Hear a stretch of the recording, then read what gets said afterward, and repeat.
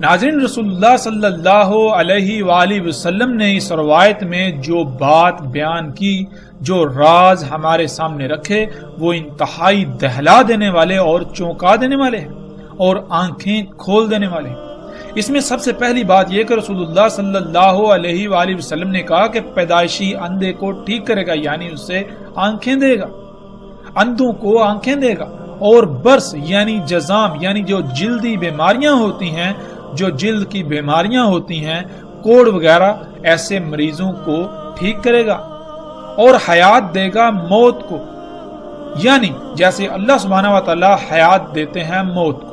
اللہ سبحانہ و تعالی نے قرآن میں کئی مقامات پر یہی الفاظ بیان کیے کہ اللہ حی کرتا ہے موت کو، اور اللہ کیسے حی کرتا ہے موت کو، اللہ سبحانہ و تعالی قرآن میں بالکل واضح کرتے ہیں کہ اللہ سبحانہ و تعالی کہتے ہیں، اللہ سبحانہ و تعالی پانی کو نازل کرتا ہے، یعنی بارش برساتا ہے، اس بارش سے زمین حیات نکالتی ہے۔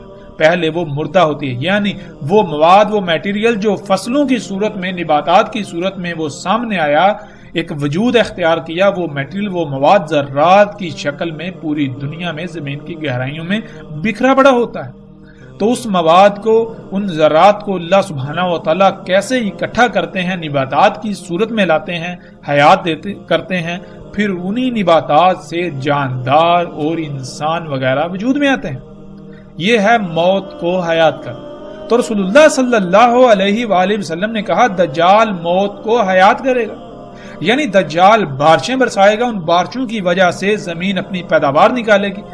دجال زمین کو امر کرے گا، حکم دے گا کہ اپنی پیداوار نکال، اپنی نباتات اگا، تو زمین اسی کے امر سے اپنی نباتات نکالے گی، پھر انہی نباتات سے طرح طرح کے جاندار وجود میں آئیں گے، انہی سے پھر انسان وجود میں آئیں گے۔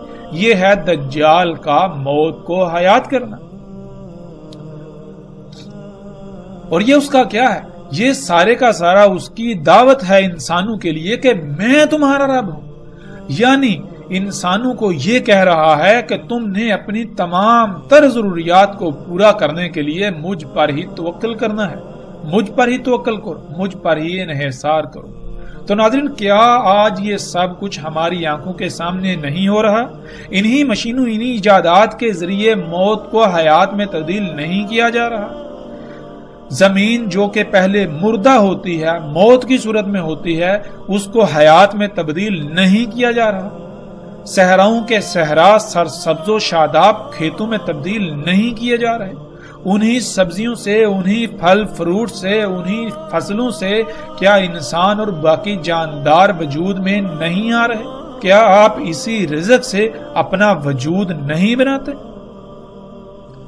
تو رسول اللہ صلی اللہ علیہ وآلہ وسلم نے کہا، پس جس نے کہا تو میرا رب ہے، یعنی جس نے جواباً اس بات کو تسلیم کر لیا، جس نے اپنی ضروریات کو پورا کرنے کے لیے اسی پر توکل کیا، پس تحقیق یعنی بلا شک و شبہ وہ فتنے میں پڑ گیا، وہ دجال کے فتنے کا شکار ہو گیا۔ فتنہ جیسے کہ ہم پہلے بھی جان چکے ہیں، فتنہ ہوتا ہے اصل کے مقابلے میں نقل کا آ جانا، اور آپ کے اوپر یہ امتحان پڑ جائے کہ ان میں اصل کون سی ہے، اور اگر آپ چاہتے یا نہ چاہتے ہوئی نقل کو اختیار کر لیں، اس کا انتخاب کر لیں، تو یہ ہے فتنے میں پڑنا۔ ناظرین، اصل کیا ہے؟ اصل رب کیا ہے؟ اللہ سبحانہ تعالیٰ نے قرآن میں بار بار حکم دیا کہ فطرت پر قائم ہو جائے، یعنی جس طرح اللہ سبحانہ و تعالیٰ نے خلق کیا تھا، خلق کیا ہے، جیسے اللہ سبحانہ و تعالیٰ جس قانون کے مطابق خلق کرتا ہے، اسی پر تم نے انحصار کرنا ہے، اسی سے تم نے اپنی ضروریات پوری کرنی ہے، اور یہ اصل ہے۔ اس اصل کے مقابلے پر ایک نقل آئی۔ وہ نقل کیا ہے؟ انسانوں کے اپنے ہی ہاتھوں سے خلق کردہ طرح طرح کی مخلوقات۔ ایک طرف اللہ اگاتا ہے، وہی فصل سال میں ایک بار ہوتی ہے، دوسری طرف انسان کی خلق کردہ فصل، ان مشینوں سے، ان ایجادات سے فصل جو خلق کی جاتی ہے وہ سارا سال ہوتی ہے۔ ایک طرف اللہ خلق کرتا ہے تو وہ ایک خاص موسم میں خلق کرتا ہے، تو دوسری طرف دجالی بیج، جینیٹیکلی موڈیفائڈ بیج، یہ دجال پوری دنیا میں ہر موسم میں خلق ہونے کی صلاحیت رکھتا ہے۔ یہ ہے اصل کے مقابلے میں نقل، یہ ہے فتنہ۔ اب انسانوں کے اوپر یہ امتحان ہے کہ وہ اصل کو اختیار کریں یا پھر نقل۔ تو یہ دجال، یہ نقل اتنی خوشنما ہے کہ اصل کے مقابلے پر یہ اصل کو بھی نقل ثابت کر رہی ہے۔ تو انسانوں کی اکثریت اسی دجل کا، اسی دھوکے کا شکار ہو چکی ہے۔ اور پھر رسول اللہ صلی اللہ علیہ وآلہ وسلم نے یہ کہا، جس نے کہا اللہ میرا رب ہے، یعنی جس نے اپنا توکل فطرت پر کیا، جس نے اپنی ضروریات فطرت سے پوری کی، جس نے اپنی ضروریات کو پورا کرنے کے لیے فطرت پر انحصار کیا، فطرت پر توکل کیا، اسی پر ڈٹ گیا، یہاں تک کہ اسی پر اس کی موت ہوئی، پس تحقیق کہ وہ بچا لیا گیا دجال کے فتنے سے، اور نہ ہی اس کے بعد اس پر کوئی فتنہ ہو۔ یعنی اس کے بعد بھی اس کو تمام تر فتنوں سے، جیسے کہ قبر کا فتنہ ہے، موت کا فتنہ ہے، پھر آخرت میں جس فتنے کا سامنا کرنا پڑے، ان تمام کے تمام فتنوں سے بلا شک و شبہ اس کو بچا لیا گیا، اور نہ عذاب ہوگا اس پر۔ عذاب ناظرین عربی میں کہتے ہیں سزا کو۔ اللہ سبحانہ وتعالی نے اس کائنات کو ایسے خلق کیا، ایک پیچیدہ ترین مشین کی طرح، اس میں توازن قائم کیا۔ اگر آپ اللہ سبحانہ وتعالی کی ہدایات، جو کہ خالق ہے، خالق کی ہدایات کے مطابق اپنے اعمال کریں گے تو وہ اعمال احسن ترین اعمال ہوں گے، وہ اصلاح کرنے والے اعمال ہوں گے، اور ان اعمال کے رد عمل آئیں گے۔ وہ رد عمل آپ کے لیے اللہ کی طرف سے انعام کہلائیں گے۔ اور اگر آپ خالق کی ہدایات کے خلاف عمل کرتے ہیں تو ان اعمال کے بھی رد عمل آئیں گے، لیکن وہ رد عمل انتہائی تباہ کن ہوں گے۔ تو وہ جو رد عمل ہوں گے وہ آپ کے لیے انعام کی بجائے عذاب، یعنی آپ کے اپنے ہی ہاتھوں سے کیے ہوئے اعمال کی وجہ سے ہلاکتوں کا سامنا، سزا کا سامنا کرنا پڑے گا۔ وہ ہلاکتیں، وہ رد عمل آپ کے لیے سزا کہلائیں۔ تو رسول اللہ صلی اللہ علیہ وآلہ وسلم نے کہا کہ ایسے شخص پر کوئی عذاب نہ ہوگا، یعنی کہ جب تک اس پر دجال کا فتنہ واضح نہیں تھا، وہ دجال کو اپنا رب بنائے ہوئے تھا، تو وہ بھی باقی انسانوں کی طرح انجانے میں فساد کر رہا تھا، ایسے عمل کر رہا تھا جس میں کائنات میں فساد ہو رہا تھا۔ تو جب اس کے اوپر دجال واضح ہو گیا، جب اس کے اوپر حقیقت کھل گئی، اس کے اوپر یہ فتنہ بالکل واضح ہو گیا کہ میں تو دجال کو رب بنا چکا ہوں، تو وہ بغیر کسی بہانے کے، بغیر کسی ہیلے حجت کے فوراً اللہ کی طرف پلٹا، فوراً اس نے اللہ سے رجوع کیا، فوراً وہ فطرت پر قائم ہوا، وہ اعمال کیے جس کا اللہ نے حکم دیا، یعنی دجال کی آگ کو اختیار کیا۔ تو اس پر جو پیچھے اس نے دجال کے فتنے کا شکار ہونے کی وجہ سے جو اعمال کیے تھے وہ سارے کے سارے بخش دیے جائیں گے، ان کا کوئی حساب کتاب، ان کے بارے میں کوئی پوچھ گچھ نہیں ہوگی۔ ناظرین، پھر آگے رسول اللہ صلی اللہ علیہ وآلہ وسلم نے کہا، پس دجال رہے گا زمین میں اس وقت تک جس وقت تک کہ اس کا رہنا اللہ کے قانون میں ہے، یعنی اللہ سبحانہ و تعالیٰ نے دجال کا زمین پر رہنا قانون میں کر دیا، اس کی مدت طے کر دی، تو جتنا اللہ کے قانون میں ہے اس وقت تک دجال زمین پر رہے گا۔ ناظرین، اب سوال یہ پیدا ہوتا ہے کہ اللہ سبحانہ و تعالیٰ نے قانون میں زمین پر دجال کا رہنا کتنا کیا؟ تو ساتھ ہی محمد رسول اللہ صلی اللہ علیہ وآلہ وسلم نے اس سوال کا بھی جواب دے دیا کہ آئیں گے عیسیٰ ابن مریم علیہ السلام مغرب سے پہلے، یعنی جب تک کہ عیسیٰ ابن مریم علیہ السلام نہیں آتے تب تک دجال زمین میں رہے گا، اور جب عیسیٰ ابن مریم علیہ السلام آ جائیں گے تو یہ دجال کے خاتمے کا وقت شروع ہو جائے گا۔ جب تک عیسیٰ ابن مریم علیہ السلام نہیں آتے تب تک دجال زمین میں رہے گا، اور عیسیٰ ابن مریم علیہ السلام کب آئیں گے اس کے بارے میں رسول اللہ صلی اللہ علیہ وآلہ وسلم نے کہا کہ مغرب سے پہلے۔ ناظرین، اس مغرب کا مطلب ہرگز یہ نہیں ہے کہ جس سے آج ہم فجر، ظہر، عصر، مغرب اور عشاء کہتے ہیں، نہیں، بلکہ یہ امت محمد کو جو یوم دیا گیا، جو آگے جا کر ہمارے اوپر بالکل واضح ہو جائے گا کہ اللہ سبحانہ وتعالی نے ہر امت کے لیے ایک ایک یوم کا تعین کیا تھا، ایک یوم کی مقدار 1000 سال۔ تو امت محمد کو جو یوم ملا اس کی مدت بھی 1000 سال تھی، لیکن پچھلی امتوں کا چھوڑا ہوا 500 سال بھی اس امت کو ملے۔ یوں اس امت کا مجموعی طور پر جو یوم بنا اس کی مدت بنتی ہے 1500 سال۔ ناظرین، یہ یوم امت کا یوم، پوری امت کے یوم کی بات ہو رہی ہے، نہ کہ کسی ایک فرد واحد کے یوم کی۔ فرد واحد کا یوم الگ ہے، امت کا یوم الگ ہے۔ اس پوری امت کا یوم بنتا ہے 1500 سال کا۔ تو اس 1500 سال کو اگر آپ 5 پر تقسیم کریں تو اس میں آپ کو 5 اوقات سامنے آئیں گے۔ ان میں سب سے پہلا وقت جو ہوگا وہ مغرب ہوگا، جو کہ آپ جانتے ہیں کہ اسلام میں دن کی ابتدا ہوتی ہے، یوم کی ابتدا ہوتی ہے مغرب سے، سورج کے غروب ہو جانے سے۔ سورج کا غروب ہو جانا یوم کا آخر ہوتا ہے، یوم کا اختتام ہوتا ہے۔ مغرب پہلا وقت، عشاء دوسرا وقت، فجر تیسرا وقت، ظہر چوتھا وقت اور عصر اس یوم کا 5واں اور آخری وقت ہے۔ تو عیسیٰ ابن مریم علیہ السلام عصر کے وقت آخر میں، جبکہ عصر کا وقت بھی ختم ہونے والا ہوگا، اس وقت آئیں گے گویا کہ اب مغرب ہونے ہی والی ہے، یعنی کہ یوم کا بالکل خاتمہ ہونے والا ہے۔ اس وقت عیسیٰ ابن مریم علیہ السلام آئیں گے۔ اور پھر رسول اللہ صلی اللہ علیہ وآلہ وسلم نے کہا کہ عیسیٰ ابن مریم علیہ السلام تصدیق کریں گے محمد علیہ السلام کے ساتھ،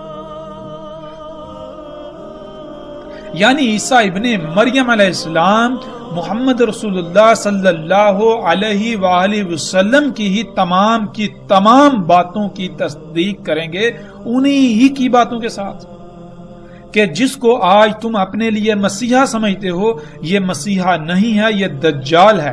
دیکھو محمد رسول اللہ صلی اللہ علیہ وآلہ وسلم نے آج سے 14 صدیاں قبل اس کو دجال کہا۔ آج جن اشیاء کو تم اپنے لیے مسیحا سمجھتے ہو، اپنے لیے فائدہ سمجھتے ہو، وہ تمہارے لیے فائدہ نہیں ہے، وہ تمہارے لیے مسیحا نہیں ہے، یہ سب دجال ہے، یہ سب دھوکہ ہے۔ تم اس دجل کا شکار ہو چکے ہو، تم نے اس کو اپنا رب بنا لیا ہوا ہے۔ اور جیسا کہ ہم نے شروع کی ایک ساتھ میں بھی رسول اللہ صلی اللہ علیہ وآلہ وسلم کے ان الفاظ کو سامنے لایا تھا کہ رسول اللہ صلی اللہ علیہ وآلہ وسلم نے کہا تھا کہ میں تمہیں دجال کے بارے میں سب کچھ بیان کر چکا، وہ جتنی بھی جیسی بھی جو بھی ایجادات ہوں گی، جو بھی واقعات ہوں گے، جو بھی حادثات ہوں گے، سب کے بارے میں تفصیل کے ساتھ ہر پہلو سے کھول کر بتا چکا۔ لیکن اس کے باوجود مجھے یہ یقین ہے کہ یہ ممکن ہی نہیں کہ وہ تمہاری عقلوں میں آ جائے، یعنی کہ تم اسے رب بنا لو گے۔ تم دجال کے بارے میں طرح طرح کی کہانیاں گڑھ کے دجال سے ہی غافل ہو جاؤ گے۔ دجال کی حقیقت کو پسے پشت ڈالتے ہوئے دجال کو اپنا رب بنا لو گے، اور اس راز کو آ کر کھولیں گے واحد ایک ہی شخصیت، اور وہ کون ہوں گے؟ وہ عیسیٰ ابن مریم علیہ السلام آئیں گے۔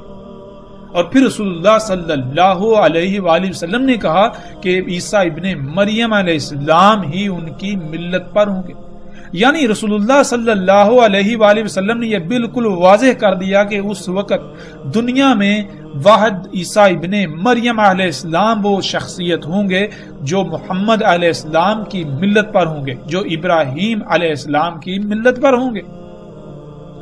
پس قتل کریں گے دجال کو، پھر اس میں کچھ شک نہیں، جو ہے وہ ساتھ کا قیام ہے۔ یعنی رسول اللہ صلی اللہ علیہ وسلم نے پھر یہ بتایا کہ عیسیٰ ابن مریم علیہ السلام دجال کو قتل کریں گے۔ دجال کو قتل کرنا کیا ہے، آگے جا کر تفصیل کے ساتھ اس موضوع پر بات ہوگی آئندہ ایک ساتھ۔ لیکن جو آگے ہے وہ یہ ہے کہ رسول اللہ صلی اللہ علیہ وآلہ وسلم نے کہا کہ جب عیسیٰ ابن مریم علیہ السلام آ کر دجال کو قتل کر دیں گے تو اس کے بعد صرف ایک ہی شے باقی رہ جائے گی، وہ کیا ہے؟ وہ ہے سات کا قیام، یعنی دنیا میں انسانوں کا خاتمہ۔ ایک آخری عظیم زلزلہ آئے گا جو زلزلہ پوری دنیا کے تمام انسانوں کو اپنی لپیٹ میں لے لے گا۔ دنیا میں کوئی ایک انسان بھی نہیں بچے گا کہ جو اس زلزلے کی لپیٹ میں نہ آئے اور ہلاکت کا شکار نہ ہو۔ ناظرین، ویسے تو ہم عیسیٰ ابن مریم علیہ السلام پر جو اس امت میں آئیں گے تفصیل کے ساتھ آگے آئندہ ایک ساتھ میں اسی موضوع کے تحت بات کریں گے اور ہر لحاظ سے بات کریں گے، ایک ایک پہلو کو کھول کر بیان کریں گے۔ دجال کا قتل ہونا کیا ہے، عربی کا لفظ قتل ہے، قتل کا معنی کیا ہے، ہم اس کے اوپر تفصیل سے بات کریں گے۔ قتل کے معنی عموماً کسی کی جان لے لیے کے کر دیے جاتے ہیں، جو کہ بالکل غلط معنی ہے۔ قتال عربی میں کہتے ہیں لڑائی کرنے کو۔ اب لڑائی زبان سے بھی ہوتی ہے، الفاظ سے بھی ہوتی ہے، لڑائی ہتھیاروں سے بھی ہوتی ہے، لڑائی ہر محاذ پر ہوتی ہے، لڑائی نظریات کی بھی ہوتی ہے۔ تو کس لڑائی سے آپ کسی کو شکست دیتے ہیں وہ شکست عربی میں قتل کہلاتی ہے۔ اگر آپ جسمانی طور پر کسی شخص کے ساتھ یا کچھ شخصیات کے ساتھ لڑائی کرتے ہیں تو اس میں یقینی طور پر جس کی شکست ہوگی اس کو ہم عربی میں قتل کہیں گے، یعنی اس کی جان چلی جائے گی۔ اسی طرح اگر آپ کسی نظریے کے خلاف قتال کرتے ہیں یعنی لڑائی کرتے ہیں، عربی میں قتال لڑائی کو کہا جاتا ہے، نہ کہ گردنے مارنے کو۔ قتال کہتے ہیں لڑنے کو۔ اب اگر آپ کسی سے نظریات کے خلاف لڑتے ہیں، اگر آپ کی جنگ نظریات و عقائد کے خلاف ہے، اگر آپ کی جنگ کسی اور موضوع پر ہے، کسی اور لحاظ سے ہے، تو اسی لحاظ سے جو آپ لڑائی کریں گے وہ عربی میں قتال، اور جو سامنے والے کو یا دشمن کو جو شکست ہوگی وہ قتل کہلاتا ہے۔ لیکن اس پر تفصیل کے ساتھ ہر پہلو سے جو بات ہوگی وہ آئندہ آنے والی ایک ساتھ میں۔ لیکن یہاں ایک بات جو بہت بڑی بات ہے وہ یہ کہ وہ تمام کے تمام حضرات جو کہ قادیانی یا احمدی کہلاتے ہیں، جو مرزا غلام احمد کو عیسیٰ ابن مریم کی نسل سمجھتے ہیں یا عیسیٰ ابن مریم سمجھتے ہیں، جو غلام احمد کو احمد سمجھتے ہیں یا پھر اسے مہدی سمجھتے ہیں، جو بھی سمجھتے ہیں، اگر تو وہ واقعتاً عیسیٰ ابن مریم یا ان کی نسل تھا تو پھر رسول اللہ صلی اللہ علیہ وآلہ وسلم نے یہ کہا کہ عیسیٰ ابن مریم علیہ السلام جب تک نہیں آئیں گے تب تک دجال زمین پر رہے گا۔ جب عیسیٰ ابن مریم علیہ السلام آئیں گے تو دجال کا خاتمہ، دجال کا زمین پر ٹھہرنے کا وقت ختم ہو جائے گا۔ تو کیا غلام احمد قادیانی کی موجودگی میں دجال کا قتل ہوا؟ کیا اس کے بعد یا اس کی موجودگی میں دجال کا خاتمہ ہوا؟ اگر بات کی جائے قادیانی حضرات کی، احمدی حضرات کی، غلام احمد کی، تو اس نے تو کہا تھا کہ دجال یہود و نصارہ کے علماء و پادریوں کا نام ہے۔ تو کیا ان یہود و نصارہ کے علماء و پادریوں کا خاتمہ ہو گیا؟ غلام احمد قادیانی کی موت ہوئے بھی دہائیاں گزر چکی، اس کے باوجود دجال تو ویسے کا ویسے موجود ہے۔ یعنی جس کو اس نے دجال قرار دے دیا، جس کو اس نے دجال کہا تھا کہ یہود و نصارہ کے علماء و پادری ہی دجال ہیں، اگر وہ دجال تھے، اگر غلام احمد قادیانی سچا تھا تو پھر یہ سب ختم ہو جانا چاہیے تھا۔ لیکن ہم دیکھتے ہیں کہ یہود و نصارہ کے پادری و علماء، ان کے جو ربی ہیں، وہ محمد رسول اللہ صلی اللہ علیہ وسلم کے وقت بھی موجود تھے، غلام احمد قادیانی کے وقت بھی موجود تھے اور آج بھی موجود ہیں۔ اور اگر یہی دجال تھے تو محمد علیہ السلام کو ان کے بارے میں کہتے ہوئے کوئی آر محسوس ہو رہی تھی، کیونکہ وہ تو اس وقت بھی موجود تھے۔ پھر دوسری بات، محمد رسول اللہ صلی اللہ علیہ وآلہ وسلم نے یہ کہا تھا کہ عیسیٰ ابن مریم علیہ السلام ان کی ملت پر ہوں گے اور اس کے علاوہ وہ ان کی تصدیق کریں گے انہی کے ساتھ۔ تو آپ غور و فکر کریں کہ کیا غلام احمد قادیانی نے کچھ ایسا کیا، کچھ ہٹ کر کیا؟ پھر رسول اللہ صلی اللہ علیہ وآلہ وسلم نے جو بات کہی کہ عیسیٰ ابن مریم کے بعد جو ہوگا وہ کیا ہے؟ وہ ہے سات کا قیام، یعنی دنیا میں انسانوں کا خاتمہ، صرف وہ ہوگا۔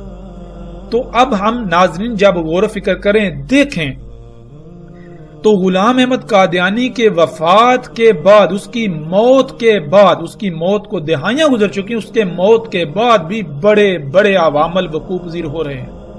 اگر غلام احمد قادیانی سچا تھا تو اس کی موت کے بعد جو جو عوامل وقوع پذیر آج ہو رہے ہیں وہ ان کے بارے میں بتا کر جاتا، جیسے محمد علیہ السلام نے ایک ایک بات کو تفصیل کے ساتھ بیان کیا۔ اور اگر وہ سچا تھا تو اب تک تو سات کا قیام بھی ہو جانا چاہیے تھا، لیکن کیا ہے کہ ابھی تک تو سات کا قیام بھی نہیں ہوا۔ پھر اس کے علاوہ قرآن میں الواقعہ کا ذکر ہے، قرآن میں آسمان کے پھٹ جانے کا ذکر ہے، قرآن میں الحاقہ کا ذکر ہے، قرآن میں القاریہ کا ذکر ہے، قرآن میں اور بہت سارے بڑے بڑے واقعات کا ذکر ہے، لیکن کیا ہے کہ غلام احمد قادیانی نے کسی ایک موضوع پر بھی لب کشائی نہیں کی، انسانیت کی رہنمائی نہیں کی کہ الحاقہ کیا ہے، القاریہ کیا ہے، الواقعہ کیا ہے۔ کسی بھی موضوع پر غلام احمد قادیانی کے کوئی الفاظ نہیں ملتے، اگر ملتے ہیں تو ان کا حقیقت کے ساتھ دور دور تک کوئی تعلق نہیں۔ اور جیسے جیسے ہم آگے بڑھیں گے تو انشاءاللہ اللہ کے فضل سے ناظرین ہم ایک ایک پہلو کو ہر لحاظ سے کھول کھول کر بیان کریں گے۔ قادیانی اس سمیت ہمارا کسی سے کوئی مقابلہ نہیں ہے، لیکن ہم یہ ضرور کہیں گے کہ اگر کوئی اپنے آپ کو سچا کہتا ہے تو اس کو اپنے آپ کو سچا ثابت کرنا پڑے گا۔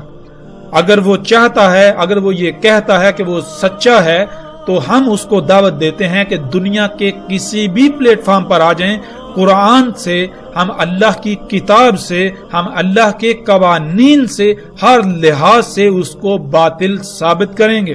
اگر وہ حق پر ہوا تو ہم اس کے حق پر ہونے کی گواہی دیں گے، لیکن اگر ہم نے اسے باطل ثابت کر دیا، اللہ کی کتاب نے، اللہ کی اس کائنات نے، اللہ کے قوانین نے اس کو باطل ثابت کر دیا، تو کیا وہ حق پر ایمان لائیں گے؟ یہ ہمارا چیلنج ہے۔ اور الحمدللہ ہم کسی قسم کے کسی فتوے پر یقین نہیں رکھتے، کسی قسم کے ایسے جھگڑے پر یقین نہیں رکھتے کہ جو منافقین کی علامت ہو۔ ہم اگر یقین رکھتے ہیں تو وہ رکھتے ہیں عمل پر، ہم اگر یقین رکھتے ہیں تو ہم یقین رکھتے ہیں دلائل پر، ہم اگر یقین رکھتے ہیں تو ہم یقین رکھتے ہیں علم پر۔ بات ہوگی کھل کر ہوگی، ہر لحاظ سے ہوگی، علم کی بنیاد پر ہوگی۔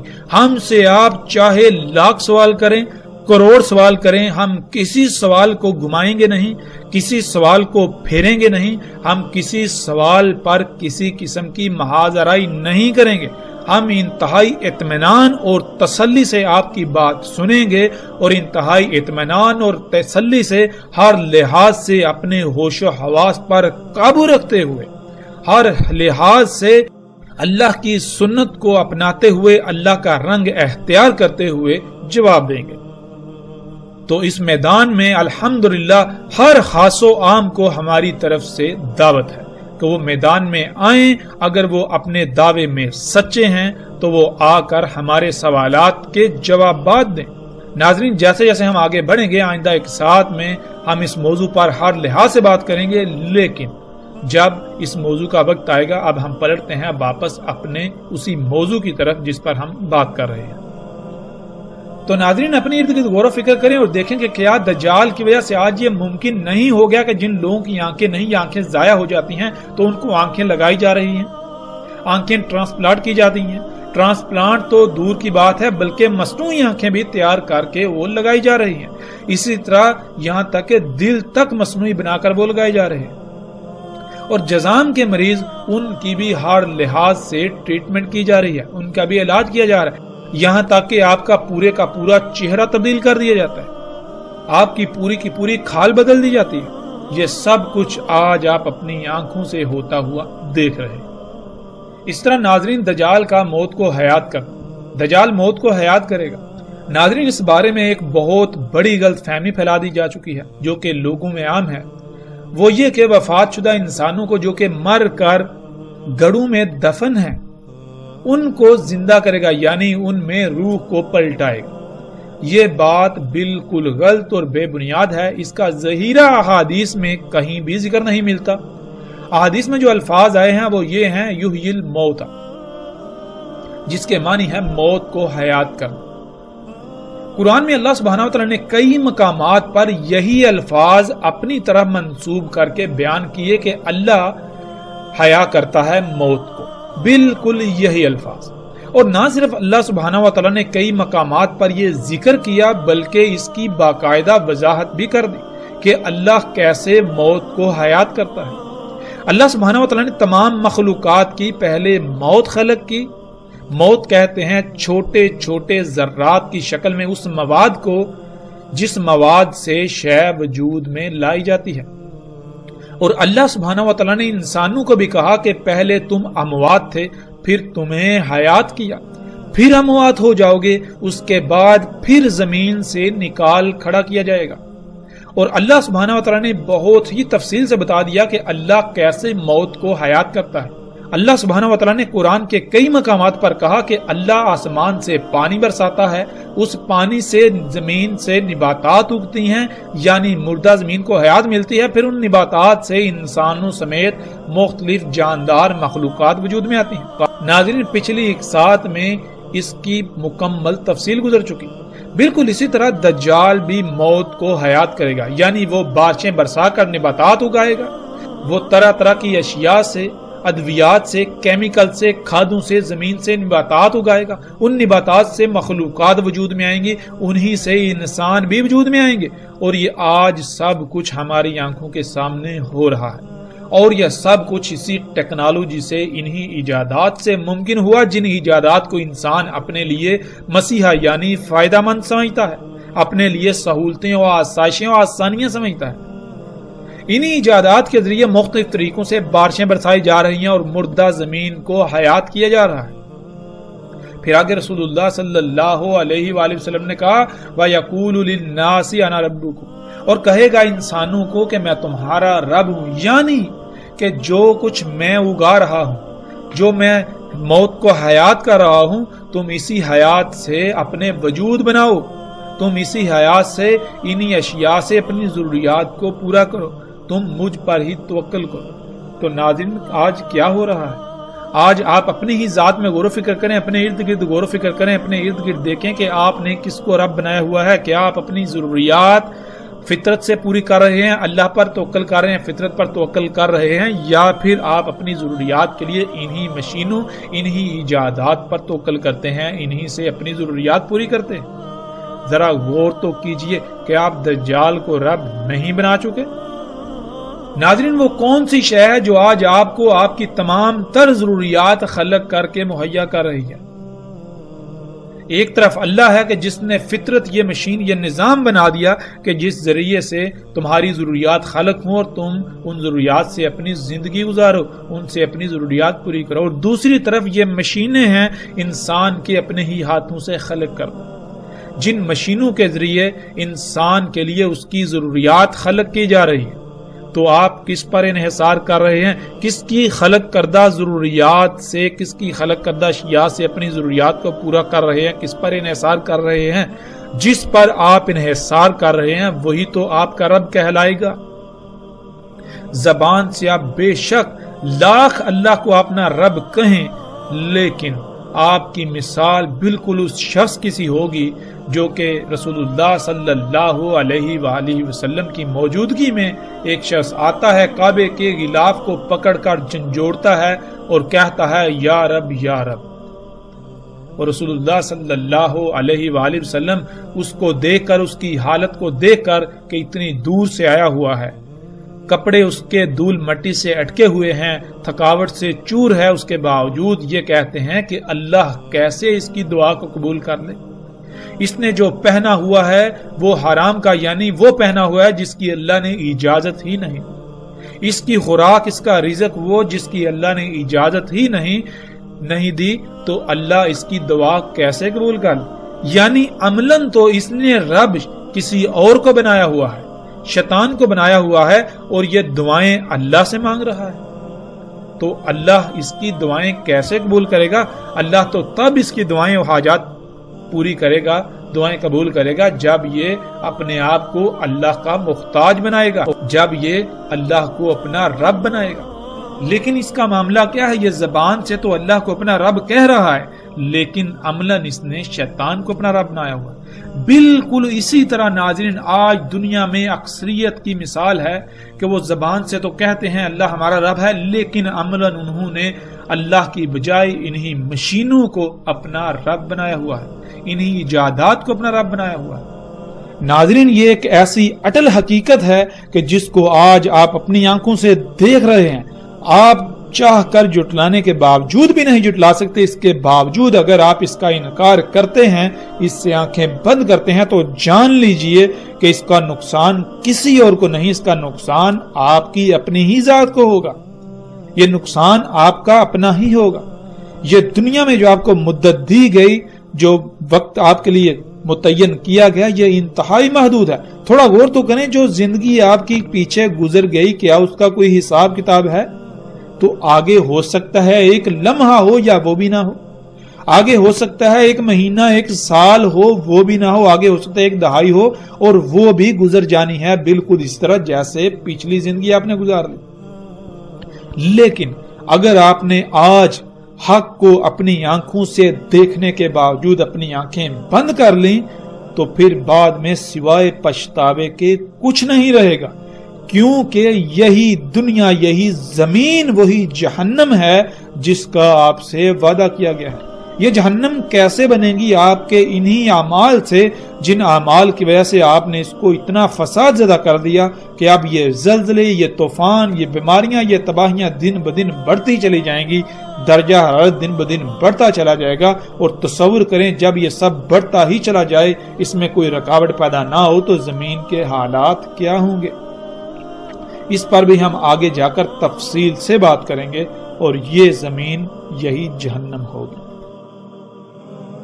رسول اللہ صلی اللہ علیہ وآلہ وسلم نے کہا، اور تمہیں علم ہونا چاہیے کہ اللہ عز و جل بے عیب ہے، وہ بالکل صحیح ہے، ہرگز عور نہیں ہے۔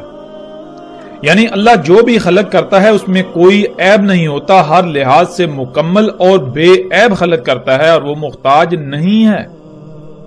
اور اس میں کچھ شک نہیں کہ دجال عور ہوگا، یعنی ہر وہ شے جو عیب دار ہوگی، جس میں عیوب ہوں گے، جو نامکمل ہوگی، وہ دجال ہوگا۔ دجال عیب دار ہوگا، وہ جو بھی کرے گا اس میں عیوب، خامیاں لازمی ہوں گی۔ دیکھنے کا آلہ ممسوح ہوگا، درمیان اس کے دیکھنے کے آلات کے قطب ہوگا کافر۔ پہچان لے گا اسے ہر مومن، خواہ وہ لکھنا جانتا ہو یا نہ جانتا ہو۔ ناظرین اس روایت میں جو الفاظ استعمال ہوئے ہیں، ان الفاظ کا جاننا بہت ضروری ہے، کیونکہ جب تک ہم ان الفاظ کو نہیں سمجھیں گے، نہیں جانیں گے، تب تک ہم اس روایت کو نہیں سمجھ سکیں گے۔ تب تک ہم اس روایت میں رسول اللہ صلی اللہ علیہ وآلہ وسلم نے ہماری کیا رہنمائی کی، ہم اسے نہیں جان سکیں گے۔ اس روایت کے بارے میں ایک بہت بڑی غلط فہمی عام کر دی گئی، لوگوں میں پھیلا دی گئی، جو ہر خاص و عام کی زبان پر ہے، زبان زد عام ہے، وہ یہ کہ اس روایت کا جو ترجمہ کیا جاتا ہے وہ یہ کیا جاتا ہے کہ جان لو اللہ عز و جل صحیح ہے، وہ کانا نہیں ہے، وہ ایک آنکھ والا نہیں ہے، اور دجال جو ہے وہ ایک آنکھ والا ہوگا۔ یعنی عور لفظ کے اس میں جو لفظ استعمال ہوا ہے عور، اس کا ترجمہ کیا جاتا ہے کانا، ایک آنکھ والا، حالانکہ حقیقت بالکل نہیں۔ پیچھے ہم کئی مقامات پر یہ بات واضح کر چکے کہ عربی دنیا کی واحد ایسی زبان ہے جس کا ترجمہ کرنا ناممکن ہے۔ دنیا میں کوئی بھی ایسی زبان نہیں ہے جس کو عربی کے متبادل کے طور پر پیش کیا جا سکے۔ جب ایسی کوئی زبان موجود ہی نہیں ہے، ایسی کوئی زبان اپنا وجود رکھتی ہی نہیں ہے، تو یہ کیسے ممکن ہے کہ عربی کا ترجمہ کیا جا سکے؟ ترجمہ تو کہتے ہیں ایک زبان کا کسی دوسری زبان میں متبادل کو۔ جب متبادل موجود ہی نہیں تو ترجمہ کیسے کیا جا سکتا ہے؟ لیکن ناظرین اب ہم آتے ہیں واپس اپنے موضوع کی طرف، وہ یہ کہ اس روایت کا جو آج تک ترجمہ کیا جاتا رہا، جو لوگوں میں بات پھیلا دی گئی، جو عام کر دی گئی، جو ہر شخص کی زبان پر ہے، جس کی وجہ سے اکثریت نے گمراہی کا سودا کیا، دجال کو پہچاننے سے قاصر رہے، حق سے دور رہے، وہ یہ کہ اس کا ترجمہ کیا جاتا ہے کہ اللہ کانا نہیں ہے، اللہ ایک آنکھ والا نہیں ہے، دجال کانا ہوگا، ایک آنکھ والا ہوگا۔ تو ناظرین، کیا اس کا مطلب یہ ہے کہ اللہ کی دو آنکھیں ہیں، بالکل اسی طرح جیسے انسان کی دو آنکھیں ہوتی ہیں؟ ناظرین، سب سے پہلا سوال تو یہاں پیدا ہوتا ہے کہ کیا ہم اللہ سبحانہ و تعالیٰ کو اس دنیا کی زندگی میں، اس دنیا میں دیکھ سکتے ہیں؟ جب ہم اللہ کو اس دنیا میں دیکھ ہی نہیں سکتے تو پھر یہ کیسے ہم کہہ سکتے ہیں کہ اللہ کی دو آنکھیں ہیں یا اللہ ایک آنکھ والا نہیں ہوگا؟ جب ہم اللہ کو دیکھ ہی نہیں سکتے، اس دنیا میں اللہ کو دیکھ ہی نہیں سکتے، اللہ اس دنیا میں ہمارے سامنے آ ہی نہیں سکتا، ہمارا دماغ اس کا احاطہ ہی نہیں کر سکتا، ہمارا دماغ اس کا تصور بھی نہیں کر سکتا، تو پھر کوئی بھی ہو، اس کی ایک آنکھ تو کیا دو بھی ہوں، بے شک چار آنکھیں ہوں، جتنی بھی ہوں، وہ اللہ کیسے ہو سکتا ہے؟ تو پھر یہ کہنا کہ تمہارا رب جو ہے وہ دو آنکھوں والا ہے اور دجال ایک آنکھ والا ہوگا، یہ بات بالکل بے معنی، بے وقت ہو جاتی ہے۔ جب ہم اس دنیا میں اللہ کو دیکھ ہی نہیں سکتے تو کوئی بھی آ جائے، کوئی بھی آ جائے، جیسا جی چاہے آ جائے، وہ اللہ نہیں ہو سکتا۔ تو پھر یہ کہنا کہ اللہ دو آنکھوں والا ہے، اللہ ایک آنکھ والا نہیں اور دجال ایک آنکھ والا ہوگا، یہ بات بالکل بے معنی، انتہائی بے وقوفانہ اور انتہائی جاہلانہ۔ ناظرین، اصل بات کیا ہے اور حقیقت کیا ہے؟ حقیقت یہ ہے کہ اس روایت میں جو لفظ استعمال ہوا وہ لفظ ہے عور، اور عور کہتے ہیں کسی بھی شے کا ایک ہی پہلو دیکھ پانا۔ اللہ سبحانہ و تعالیٰ نے قرآن میں واضح یہ کہا کہ اللہ سبحانہ و تعالیٰ نے ہر شے کا اس سے جوڑا خلق کیا، ہر شے کے دو پہلو ہیں۔ اللہ عز و جل جو ہے وہ صحیح ہے، اس کے لیے عور ہونا نہیں ہے۔ مطلب کیا ہے کہ اللہ سبحانہ و تعالیٰ جو کچھ بھی خلق کرتا ہے وہ دونوں پہلوں سے مکمل خلق کرتا ہے، وہ جو کچھ بھی خلق کرتا ہے وہ بے عیب خلق کرتا ہے، اس کی ہر شے میں حمد ہی حمد ہوتی ہے، لیکن دجال عور ہوگا، یعنی وہ سب کا سب دجال ہوگا، جو ایک پہلو سے تو مکمل نظر آئے گا لیکن دوسرے پہلو سے نامکمل ہوگا، یعنی جس میں سائیڈ ایفیکٹس ہوں گے۔ اور اسی طرح دجال جو بھی خلق کرے گا وہ ایک ہی پہلو دیکھ پائے گا، ایک ہی پہلو سے دیکھ کر مکمل خلق کر پائے گا، دوسرے پہلو سے یکسر نامکمل خلق ہوگی۔ وہ خلق، وہ شے، جو شے بھی وجود میں آئے گی، اس میں عیوب ہوں گے، اس میں خامیاں ہوں گی، اس میں کجیاں ہوں گی، اس میں کوتاہیاں ہوں گی، اس میں لاپرواہیاں ہوں گی، وہ شے دونوں پہلوں سے مکمل نہیں ہوگی۔ اور ناظرین، جیسے جیسے ہم آگے بڑھیں گے، اور پیچھے بھی ہم یہ بات کر چکے پچھلی اقساط میں کہ رسول اللہ صلی اللہ علیہ وآلہ وسلم نے یہ کہا تھا کہ میں تمہیں دجال کے بارے میں ایک ایسی بات بتا رہا ہوں کہ جو میرے علاوہ کسی نبی نے اپنی قوم کو، اپنی امت کو نہیں بتائی۔ وہ کیا ہے؟ وہ یہی کہ دجال کی پہچان کے لیے تمہارے لیے جو میں رہنمائی کر رہا ہوں تمہاری، وہ یہ ہے کہ دجال عور ہوگا اور اللہ عز و جل عور نہیں ہے۔ اور انتہائی افسوس اور دکھ کی بات یہ ہے کہ وہ شے، وہ بات جس سے دجال کو پہچانا جا سکتا تھا، اسی کو چھپا دیا گیا۔ ان علماء دجال نے، اس طبقے نے جو اپنے آپ کو علماء کہلاتا ہے، انہوں نے دجال کی پہچان کے اوپر ہی پردہ ڈال دیا۔ جس شے سے، جس بات سے دجال کو جانا جا سکتا تھا، پہچانا جا سکتا تھا، اس کے اوپر ہی پردہ ڈال دیا۔ وہ جو ایک منفرد بات جو رسول اللہ صلی اللہ علیہ وآلہ وسلم نے باقی انبیاء سے ہٹ کر اپنی امت کو، اپنی قوم کو بتائی، اس بات کے اوپر ایسے پردہ ڈال دیا گیا کہ کوئی بھی دجال کو نہ پہچان سکا۔ یوں اکثریت نے گمراہی کا سودا کیا اور دجال کو اپنا رب بنا بیٹھے۔ تو اس بات کا اس کا ذمہ دار کون سا طبقہ اس کا ذمہ دار ہے؟ مثال کے طور پر آج ناظرین ہم غور کریں، جتنی بھی مشینیں ہیں، آپ ان مشینوں کی بات کر لیں، ان مشینوں کی مثال لے لیں، ان کو سامنے رکھ لیں جنہیں آپ گاڑیاں کہتے ہیں۔ جب یہ گاڑیاں وجود میں آئیں تو بڑے بڑے دعوے کیے گئے کہ اب ہم انتہائی تیز رفتاری سے انتہائی پرسکون اور آرام دہ طریقے سے سفر کریں گے، ہمیں سفر میں کسی قسم کی کوئی مشکل پیش نہیں آئے گی، کسی قسم کی مصیبت کا مشکل کا سامنا نہیں کرنا پڑے گا۔ یہ سواری کے ذرائع بہت زبردست ذرائع ہیں، احسن ترین ذرائع ہیں، لیکن حقیقت کیا نکلی؟ جب انسان نے ان سواری کے ذرائع کو خلق کیا، یہ سواری کے ذرائع وجود میں آئے، یہ سواری کے ذرائع دیکھنے میں تو انتہائی شاندار ہیں، عالی شان ہیں، بہترین نظر آتے ہیں، آسان ترین نظر آتے ہیں، ان سے سہولت و آسانی انتہا درجے کی حاصل ہوتی ہے، لیکن حقیقت کیا ہے؟ اس کا دوسرا پہلو وہ کوئی بھی نہ دیکھ سکا، اس کا دوسرا پہلو کسی کے سامنے ہی نہ آیا۔ جب ان کو خلق کیا گیا تو ان کو ایک پہلو دے کر خلق کیا گیا، دوسرے پہلو سے انسان یکسر غافل رہا، بالکل اندھا رہا۔ اور دوسرا پہلو کیا ہے؟ وہ آج سامنے آیا جب انہی سواری کے ذرائع سے خارج ہونے والی طرح طرح کی زہریلی گیسوں، جنہیں ہم دھواں کہتے ہیں، اس نے پوری دنیا کی فضا کو اپنی لپیٹ میں لے لیا۔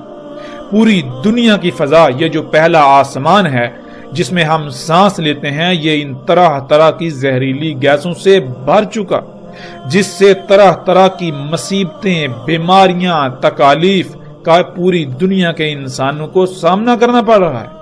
پوری دنیا میں لاکھوں نہیں بلکہ ہر سال کروڑوں کی تعداد میں انسان انہی دھوئیں کی وجہ سے، انہی طرح طرح کی زہریلی گیسوں کی وجہ سے موت کا شکار ہو رہے ہیں۔ کوئی ایک شخص بھی ایسا آپ کو نہیں ملے گا ان معاشروں کا رہنے والا کہ جو اس دھوئیں سے متاثر نہ ہو، جو کسی نہ کسی بیماری کا شکار نہ ہو اسی دھوئیں کی وجہ سے۔ لیکن اس کے مقابلے میں ناظرین، اللہ سبحانہ وتعالی نے انسان کی ضرورت، انسان کی اس حاجت کے لیے سواری کے ذرائع خلق کی۔ وہ کون سے ہیں؟ وہ ذرائع جنہیں ہم گھوڑا، گدھا، اونٹ وغیرہ کے نام سے جانتے ہیں۔ اللہ سبحانہ وتعالی نے وہ ہماری ضرورت کے لیے خلق کی۔ بلا شک و شبہ ان ذرائع کی رفتار انسان کے خلق کردہ ذرائع سے کئی گنا کم ہے، وہ سست رفتار ہیں، لیکن وہ دونوں لحاظ سے مکمل، احسن اور پرفیکٹ ہیں، ان میں کسی قسم کا کوئی عیب نہیں۔ وہ سواری کے ذرائع اگر خرب سال بھی استعمال کیے جائیں تو اس دنیا میں ایک رائی برابر بھی کوئی خامی، کوئی کجی، کوئی کوتاہی نہیں ہوگی، اس میں رائی برابر بھی کوئی عیب پیدا نہیں ہوگا، اس میں کسی قسم کا کوئی فساد نہیں ہوگا۔ لیکن انسان نے جو سواری کے ذرائع خلق کیے، ایک صدی سے تھوڑا ہی عرصہ اوپر ہوا ہے کہ پوری دنیا کا نظام درہم برہم کر دیا۔ تمام کی تمام مخلوقات کو طرح طرح کے مصائب و تکالیف کا سامنا کرنا پڑ رہا ہے انہی سواری کے ذرائع کی وجہ سے۔